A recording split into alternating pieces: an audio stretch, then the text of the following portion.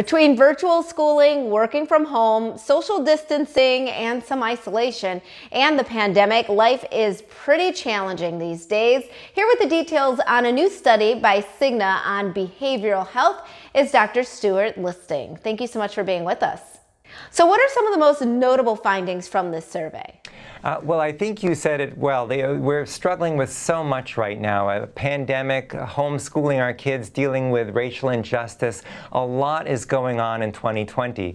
And resilience, which is that ability to bounce back from these kinds of difficult situations, resilience is at risk in 60% of the Americans that we surveyed using the Cigna Resilience Index with over 16,000 Americans across the United States this past summer.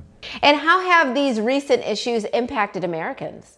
Well, there's some very significant impacts of what we found using our survey is that kids in particular who are less resilient, these are the kids who are struggling with emotional difficulties, physical ailments. They also tell us that they don't feel good about themselves. Their self-esteem has been decreased and they don't feel like they fit in or that other kids want to play with them.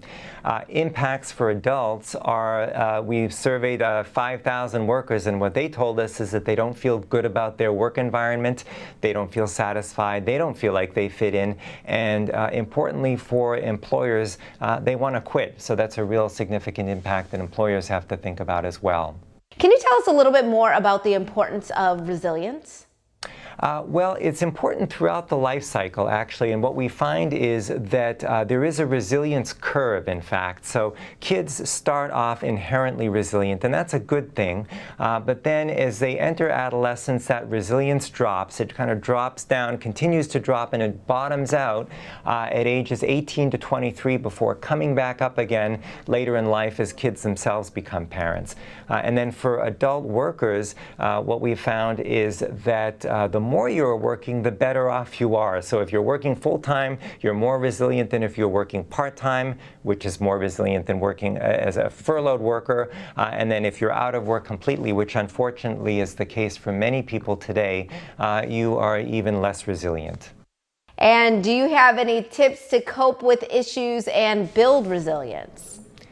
Well, we do have a lot of tips on our website, cignaresilience.com, and I'll walk you through one of those, which is the Grow Forth approach. And GROW is G-R-O-W, of course, and each of those letters reminds us what we should do to build our resilience. So G is grounding yourself in the situation, determining what is the ideal outcome at any one point. R is recognizing what you can control and really honing in, focusing in on that. O is organizing the resources that you need, navigating to those resources. And W is working with your community, recognizing that it is a sign of strength to reach out for support. And the good news in the Baltimore area is that folks are more likely to feel supported by the community, and so that's a good thing. This is such an important issue right now. Can we have that website just one more time so that we can learn more? Yeah, absolutely. It's Cigna Resilience, all one word, cignaresilience.com. A great deal of information there, including the survey itself, which people can take and find out how resilient they may be at this point. All right, Dr. Listing, thank you so much for being with us. Really appreciate it. And we'll be right back with more Midday Maryland right after this. Stay tuned.